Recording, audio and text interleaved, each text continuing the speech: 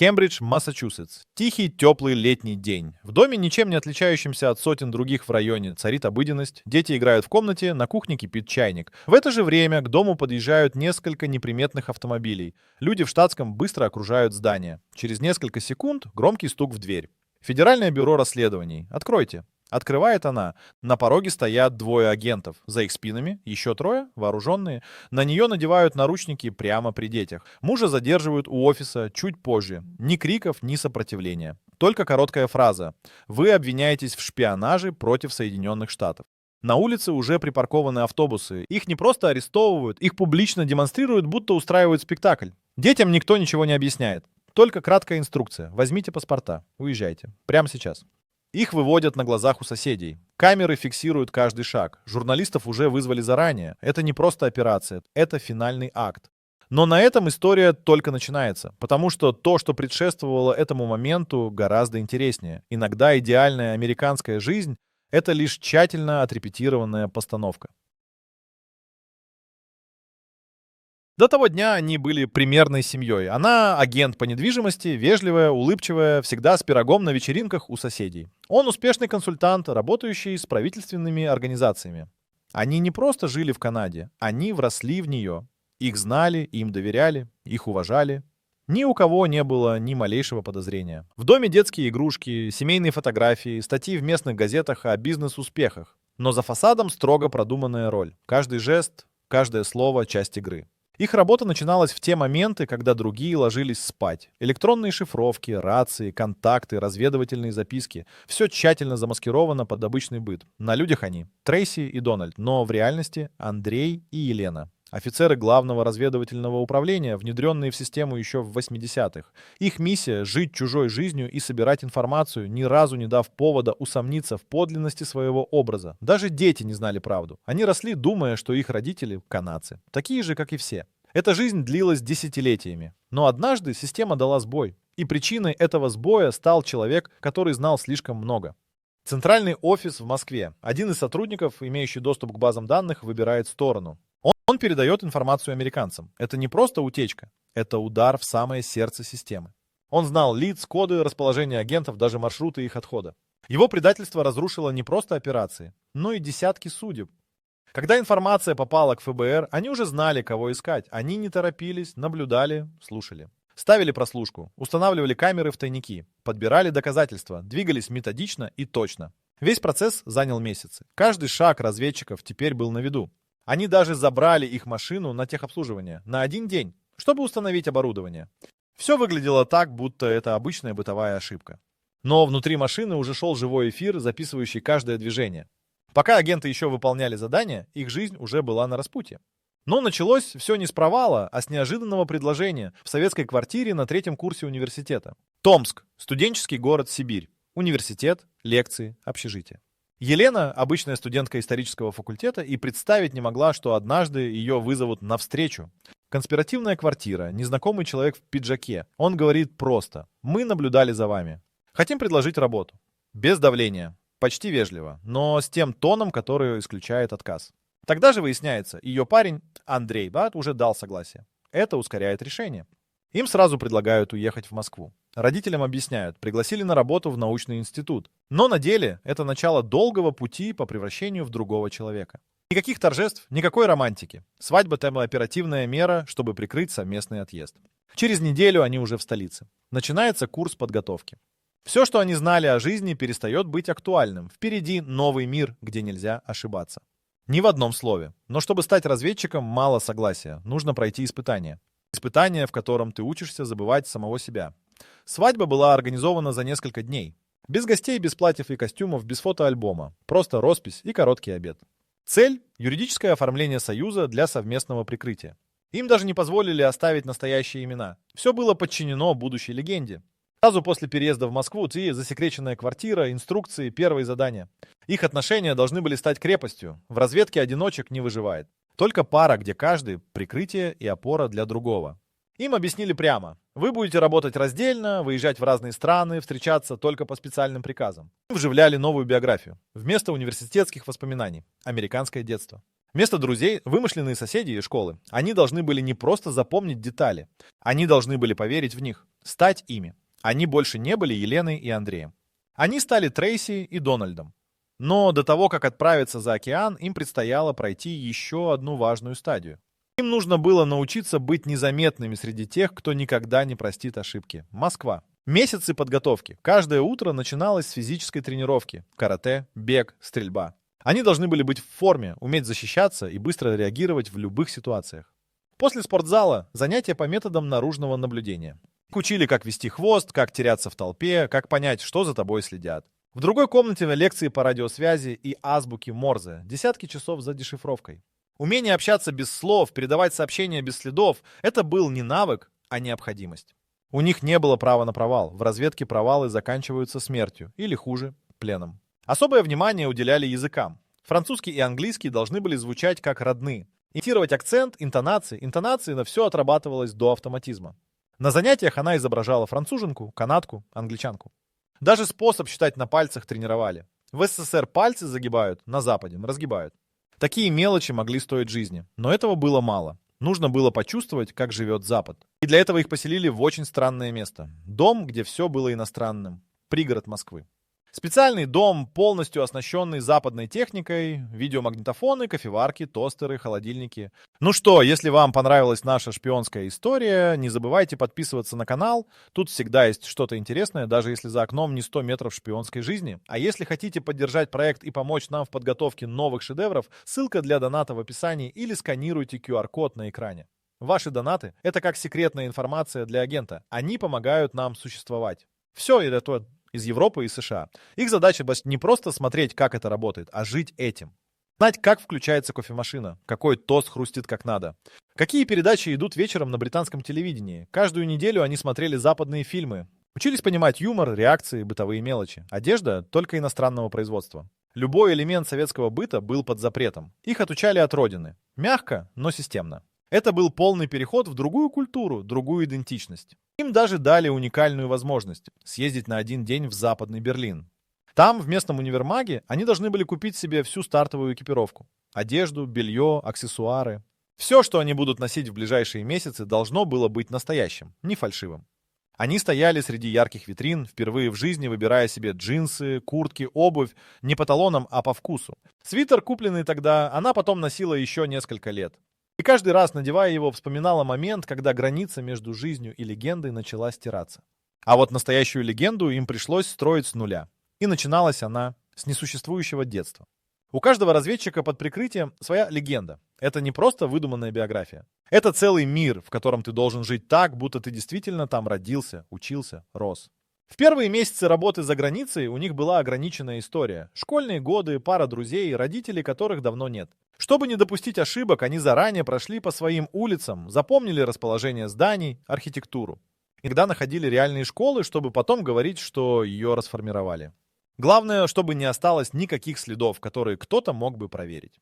Они выезжали в Канаду по отдельности, в разные города, в разное время, чтобы обезопасить друг друга. Их встреча и последующая любовь должна была выглядеть абсолютно естественно. Они якобы познакомились на вечеринке, потом начали встречаться, потом сыграли свадьбу. У них даже была вторая свадьба, настоящая, уже в новых образах. На фото они обычная пара из Торонто. Никто не знал, что под этими улыбками скрывались офицеры глубокой разведки. Но для того, чтобы эти образы работали, им понадобились не только эмоции и поведение. Им нужно было имя. И не просто имя, но чужое, но официальное. Трейси Лин Фоули. Дональд Хитфилд. Эти имена не были выдумкой. Их не придумывали сами агенты. Существовала целая система. В Канаде до определенного момента записи о рождении и смерти не были объединены в единую базу данных. Это позволяло находить детей, умерших вскоре после рождения, и использовать их данные для создания новых личностей. Это был не единичный случай. Это была классика. Роль рожденных, но не проживших, такая легенда обеспечивала минимум проверок. У ребенка были настоящие документы, свидетельства о рождении, имя. Но никого, кто знал бы его при жизни. Родителей, друзей, учителей не существовало. Нелегалы не выбирали свои имена. Они получали их приказом. И вместе с ними дату новую жизнь. Их задача — как можно быстрее слиться с обществом, получить документы, найти работу, завести знакомых. Все в короткие сроки, быстро и тихо. Но даже с идеальными документами оставались улики, способные выдать их в один миг. Об этих уликах никто никогда не говорил в открытую, они прятались в теле. На первый взгляд, детали. Но именно такие детали могли все испортить. У советских людей прививка от оспы оставляла яркий шрам, там, наружную метку на руке. У западных почти незаметная точка. На руке Елены этот след был слишком заметен. Значит, нужна легенда. Она рассказывала, что в детстве жила с родителями в Африке, где применялись старые методы вакцинации. То же самое с зубами. В СССР амальгамовые пломбы темные, на Западе белые, почти незаметные. Ее пломбы были не теми. Решение снова та же Африка. Плохая стоматология. И объяснение, которое нужно было повторять десятки раз, пока не поверишь в него сам. Это касалось всего. Очков, обуви, манеры одеваться. Даже пластиковой посуды, которую использовали дома. Все должно было быть местным, родным. Ни одного намека на Восточную Европу. Даже на кухне. Они говорили на английском между собой, даже наедине. Избегали русскоязычных. Не пускали в дом ничего, что напоминало бы им о настоящем прошлом. И это приносило плоды. Они стали теми, кем притворялись. Но быть частью общества значит зарабатывать на жизнь. И этот вопрос тоже был под контролем. На первых этапах им помогали. Была стартовая сумма, чтобы арендовать жилье, купить одежду, начать обустраиваться. Но дальше, да, полная самостоятельность. Агент должен был жить на свои, объяснять, откуда деньги, чем он занимается, как зарабатывает. Это не просто правило, а элемент безопасности. Никто не должен заподозрить нелогичность в образе жизни. Именно поэтому Елена и Андрей открыли собственный бизнес в Канаде. Компания занималась продажей подгузников. Простая, незаметная ниша. Бизнес рос, появлялись статьи в газетах, интервью. Все было легально, доход тоже. После переезда во Францию они продали компанию. Это объяснило наличие капитала, помогло устроиться в новый вуз, оправдало уровень жизни. Но за красивой ширмой жесткий контроль. Каждую копейку они должны были указывать в отчетах. Шифровки с финансовыми сводками отправлялись в Москву. Все, что они зарабатывали, считалось государственным. Их зарплата символическая, установленная сверху. Увлечься наживой было нельзя. Деньги были инструментом, не целью. Так создавался образ успешной эмигрантской семьи. Все выглядело идеально. Но даже в идеальной семье нельзя было делиться правдой. Особенно с теми, кого любишь. Родителям сказали: мы переводчики, работаем в международной организации, живем далеко, часто переезжаем. Иногда писали письма, редко звонили. Все по легенде. Никаких деталей, никаких признаний. Даже когда родился сын, сообщение родным пришло не от них, а от коллег в Москве. Телеграмма, сухая формулировка, имя новорожденного. Они навещали родителей по очереди. Один приезжает, другой остается в стране. Никогда вместе, никогда вдвоем. Любое совпадение могло вызвать подозрения. Объясняли это политикой компании, особенностями занятости. Дети тоже ничего не знали, они считали себя канадцами. У них были свои друзья, школа, видеоигры. Один раз в доме заиграл гимн Советского Союза. Из Call of Duty. Дети играли за русских. Родители замерли. Сердце сжалось, но никак не отреагировали. Просто музыка, просто случайность. Но каждый такой случай приближал катастрофу. Они не говорили по-русски, не слышали родную речь, даже дома. Семья полностью отрезанная от своих корней. И все это ради одной цели. Ради выполнения заданий, о которых нельзя рассказывать даже спустя годы. Задачи были разными. Иногда простая проверка, не является ли человек агентом спецслужб. Иногда сложнее оценить возможность его вербовки. Но чаще всего, да, сбор информации. Не через взломы, не через кражу. Через людей, через доверие, через разговоры. Разведка — это не фильмы с драками и погонями. Это долгие недели построения отношений, анализ биографий, медленное проникновение в круг общения нужных персон. Они находили людей, которые влияли на решения, на законы, на политику. И в нужный момент фиксировали то, что важно. Фамилии о них не говорят. Но известно, что один из университетских друзей Дональда — будущий президент Мексики. Такие контакты не покупаются, они выстраиваются годами. И если все сделано правильно, человек даже не догадывается, что был источником. Все эти операции координировались. Но агенты не знали друг друга. Специально. Без связей нет уязвимости. Никто не может сдать другого, даже под пытками. Только сам. А иногда сдает тот, кто кажется своим. Гарвард стал ключевой точкой. Престиж, связи, влияние — это был идеальный способ выйти на вершину. Под видом обычного студента Дональд встроился в систему, учился, общался, развивал отношения. На занятиях обсуждение международной политики. После неформальные встречи, клубы, мероприятия. Именно здесь можно было узнать, что происходит за кулисами американской власти. Кто с кем сотрудничает, кто кому помогает, кто готов говорить больше, чем следует. Все через личные контакты. Ни одного компрометирующего действия. Только анализ, только сбор. Его однокурсники, будущие сенаторы, дипломаты, министры, он был среди них, один из них. Он знал их привычки, вкусы, семьи, и через это понимал, как работает система. Это была высшая лига разведки. Именно такие контакты и делали их работу действительно ценной. Но и опасной. Чем выше поднимаешься, тем громче падение. А падение началось с обычной металлической банки. В разведке информация не передается по телефону. Не отправляется по почте, она прячется. В банках, кирпичах, камнях, свертках, маскируемых под бытовые предметы. Тайник — это точка обмена. Один закладывает, другой забирает. Без слов, без встреч. Один из контейнеров выглядел как банка из-под Кока-Колы. Его закопали в парке. Акт передачи маскировался под прогулку с детьми. Один родитель играл с ребенком, второй копал. Все выглядело натурально, но внутри записка, пленка, микрофильм. После закладки оставлялся сигнал, часто, незаметный след на заборе, трещина на скамейке, выбитый кирпич. Эти знаки знали только они, система работала годами. Но за несколько недель до ареста они почувствовали что-то странное, ветер поменялся. Поведение людей вокруг изменилось. Пропали случайности, остались только взгляды, что-то надвигалось. И это нельзя было остановить. Они росли в обычной североамериканской среде. Школа, бейсбол, видеоигры, английский язык с канадским акцентом. Родители вообще успешные, вежливые, открытые, но однажды в доме звучит гимн Советского Союза из колонки. Случайно. Это финал уровня в Call of Duty, где дети играют за русских. Мать на кухне, отец в кабинете. Оба замирают. Внутри холод, снаружи абсолютное спокойствие. Они ничего не комментируют, привыкают молчать, привыкают слушать. Со временем мальчики начинают подмечать мелочи. Почему родители не общаются с другими русскоязычными? Почему бабушки и дедушки присылают телеграммы, а не звонят по видеосвязи? Почему в доме нет ни одной фотографии с детства, ни одного сувенира из той жизни? Однажды один из сыновей пытается произнести по-русски «Привет», потом «Давай». Папа улыбается, но не отвечает на том же языке. Все, как всегда, скрыто под слоем учтивости. До самого ареста дети не знали, кем были их родители. И в момент, когда мать в наручниках выводили из дома, они еще не понимали, что вся их жизнь — это часть чужой игры.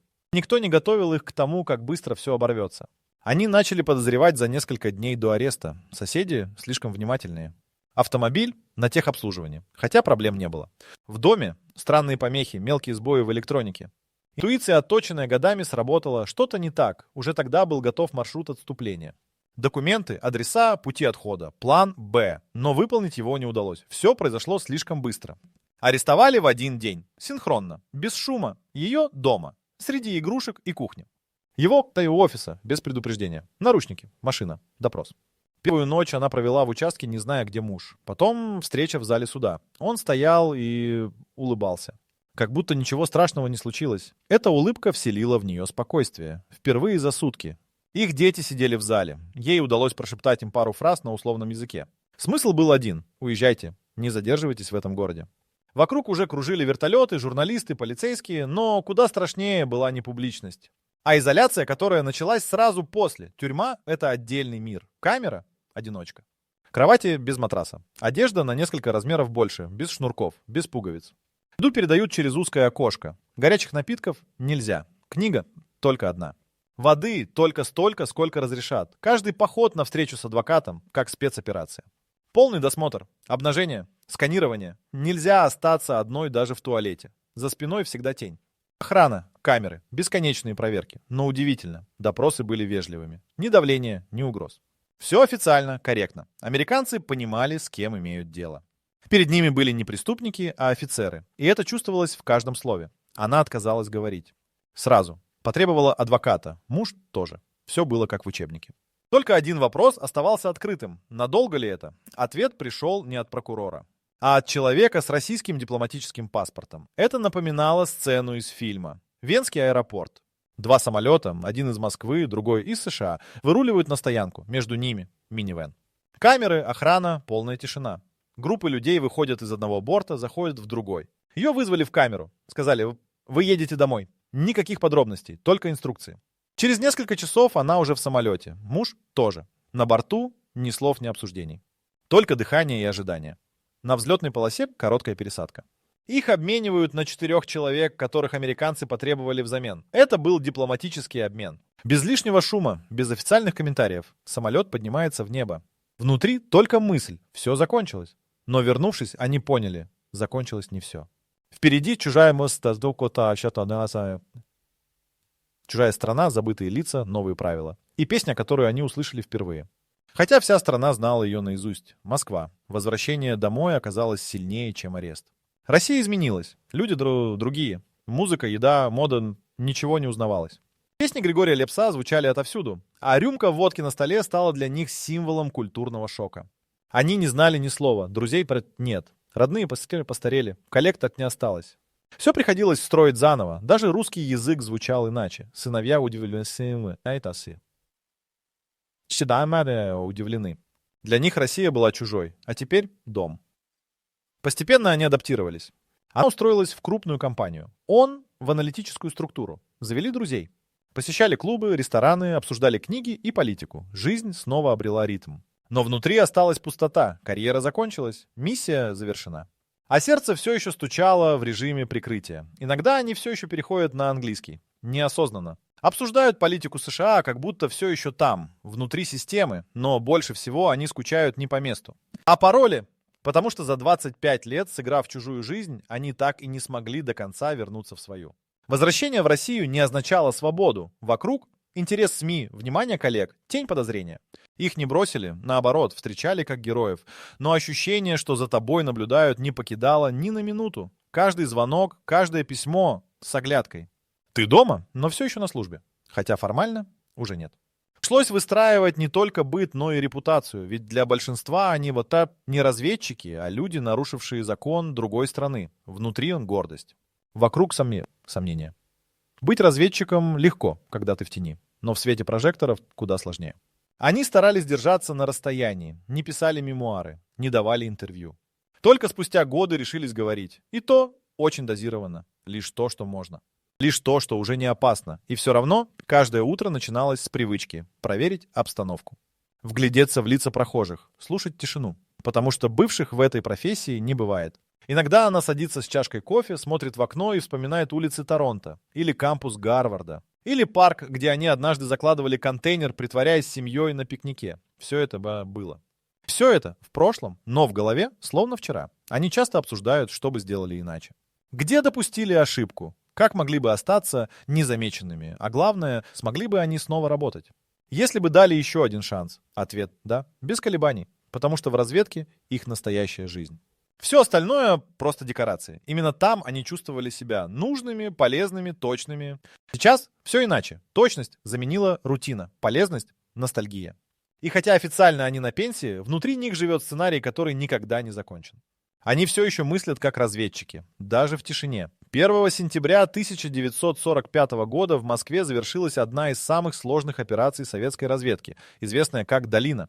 За несколько дней до этого на встрече в подвале НКВД, где собирались лучшие умы разведки, был принят рискованный план по внедрению агента в окружение высокопоставленного немца. Этот агент, имя которого осталось в тайне, стал основой для создания легенды, которая будет жить долгие десятилетия. Подготовка шла в строгой секретности. Оперативники тщательно прорабатывали детали, личную историю агента, биографию, привычки, даже мелкие детали внешности. Отбирались необходимые атрибуты, документы, удостоверения, даже акценты, чтобы избежать любых подозрений. Каждый элемент был важен, ведь от этого зависели сотни жизней. Агента не просто готовили к операции. Его уверяли в том, что он не просто человек, а часть огромной игры, где каждый ход имеет значение. Когда агент переоделся в одежду, соответствующую его новой роли, его обучали досконально. Он изучал повадки немецких офицеров, осваивал их манеры, чтобы присоединиться к ним в любой ситуации. Наступил момент, когда он должен был покинуть безопасный дом и отправиться в центр немецкой столицы. На его пути стояли не только физические преграды, но и мрачные тени прошлого, которые могли его выдать. Операция началась в ночь с 5 на 6 сентября. В то время, когда весь мир был охвачен хаосом, а Германия находилась на грани поражения, агент, облаченный в униформу, бесшумно проник в ряды врага. Он прошел через контрразведку, минуя посты, уверенно, как будто был одним из них. Его истинная цель – собрать информацию о планах немецкого командования. Оператором в Москве был назначен опытный резидент, который координировал действия агента, получая данные в режиме реального времени. Каждый день опасность возрастала. Агента могли проверить в любой момент, и ни один шаг не должен был выдать его. Он изучал документы, проводил встречи, обменивался сведениями с другими шпионами. В процессе он начал формировать свою легенду, сложную, многослойную, наполненную правдой и вымыслом. Его жизнь зависела от того, насколько убедительно он будет играть свою роль. Спустя 3 недели, когда информация была собрана, агент принял решение вернуться. Путь назад оказался не менее опасным. Он столкнулся с подозрениями, проверками и стражами, которые могли его схватить в любой момент. В последний момент, когда казалось, что все будет потеряно, он использовал все навыки и знания, чтобы обмануть своих преследователей. Эта операция не только спасла жизни, но и стала основой для создания новых легенд о советских разведчиках. Имя агента осталось неизвестным, но его действия изменили ход истории. Он стал символом мужества и гениальности, а его история продолжает вдохновлять будущие поколения. Легенды о таких операциях, как «Долина», стали основой для множества мифов о советской разведке, которые до сих пор живут в памяти народа. На следующий день после успешного завершения операции «Долина» в штаб-квартире НКВД началась бурная дискуссия. Оперативники, изучая собранные данные, пришли к выводу, что их агенту нужно создать новую личность, способную на долгосрочную работу в тылу врага. Этой задачей занялась группа психологов и специалистов по легендостроению. Им предстояло создать историю, которая должна была быть настолько правдоподобной, чтобы любой, кто пересекался с агентом, не сомневался в его подлинности. Первым шагом была разработка биографии. Команда решила, что агент будет представляться бывшим бизнесменом из Восточной Пруссии, который потерял все свои активы после войны, но сохранил связи с местными властями. Это обстоятельство обеспечивало ему доступ к необходимой информации. Чтобы убедить окружающих в правдоподобности своей истории, агенту необходимо было освоить основы экономики и политики региона. В протяжении следующих нескольких недель агент погружался в новую личность. Он начал изучать местные диалекты, привычки и интересы немецких бизнесменов. В каждом разговоре он внимательно слушал собеседников, чтобы подстраиваться под их стиль общения и не вызвать подозрений. Каждая мелочь, каждая деталь могли сыграть решающую роль в том, насколько удачно он сможет выполнить свою миссию. Тем временем в Москве разразился скандал. Один из высокопоставленных чиновников НКВД заподозрил, что один из агентов мог быть двойным агентом. Он начал запрашивать дополнительные проверки всех сотрудников, участвовавших в операции «Долина». Эта ситуация создала постоянное напряжение, заставляя агентов нервничать. Каждый из них понимал, что их работа может быть под угрозой. Агент, находившийся на территории врага, ощущал угрозу нарастающего давления. Его жизнь зависела от способности скрывать свои настоящие намерения. Он решил, что необходимо совершить шаг, который поможет ему укрепить свою легенду. Агент устроил встречу с одним из местных бизнесменов, который имел доступ к важным военным контрактам. В процессе общения он планировал собрать информацию, необходимую для подтверждения своей новой идентичности. Когда встреча состоялась, агент использовал все свои навыки, чтобы произвести впечатление на собеседника. Он говорил уверенно, подчеркивая свою деловую хватку. Но в процессе разговора он заметил, как в тени у входа наблюдают несколько человек в форме. Это были сотрудники немецкой контрразведки, которые начали подозревать его. Он быстро сообразил, что нужно действовать. С хитростью он запустил разговор о поставках товаров, отвлекая внимание присутствующих. Однако, когда агент покинул встречу, он понимал, что опасность не миновала. Ему нужно было найти способ избавиться от преследователей, чтобы завершить свою миссию. Он стал чаще менять маршруты передвижения и избегал привычных мест. Внезапно он стал объектом охоты, и каждое его действие подвергалось риску разоблачения. В этом хаосе каждое решение могло стать фатальным. Вопрос о том, удастся ли ему выполнить задание и сохранить свою жизнь, стал более актуальным, чем когда-либо. Агент вновь оказался в ловушке, когда в один из дней его остановили на улице. Два человека в форме с недобрыми взглядами потребовали документы и назвали его имя.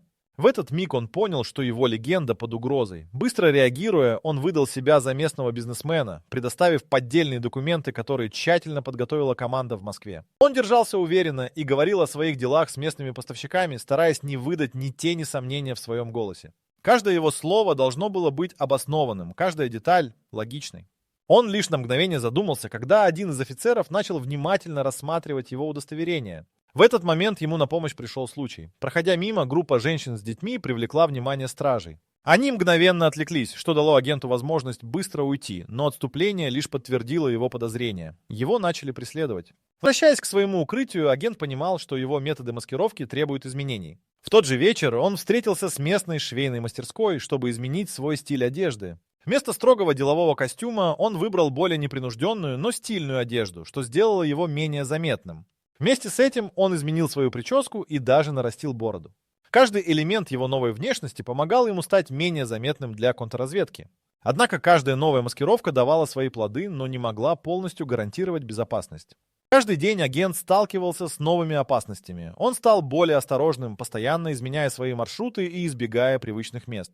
Однажды, оказавшись в кафе, он заметил, как к его столику подошел знакомый человек. Это был один из его старых приятелей, который не знал о его настоящей миссии.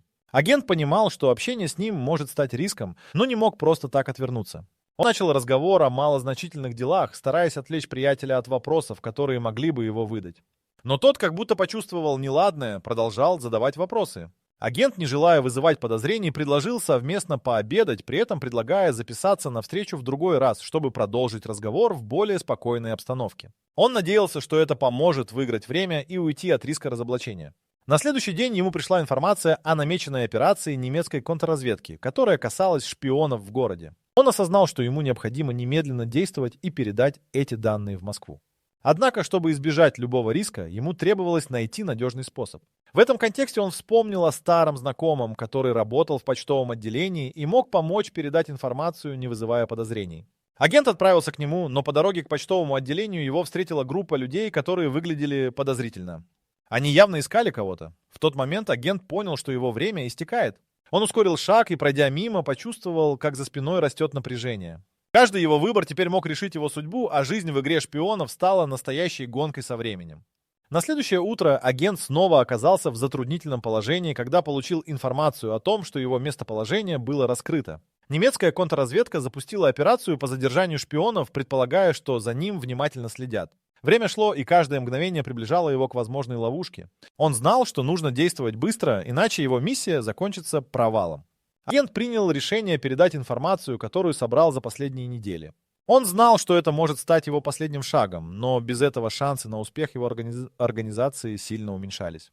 Он встретился с приятелем из почтового отделения в старом парке, где могли скрыть их разговор от посторонних глаз. Вот только в этот день ждать его было опаснее, чем когда-либо. Ожидание длилось вечность, и в этот момент сердце агента колотилось от волнения.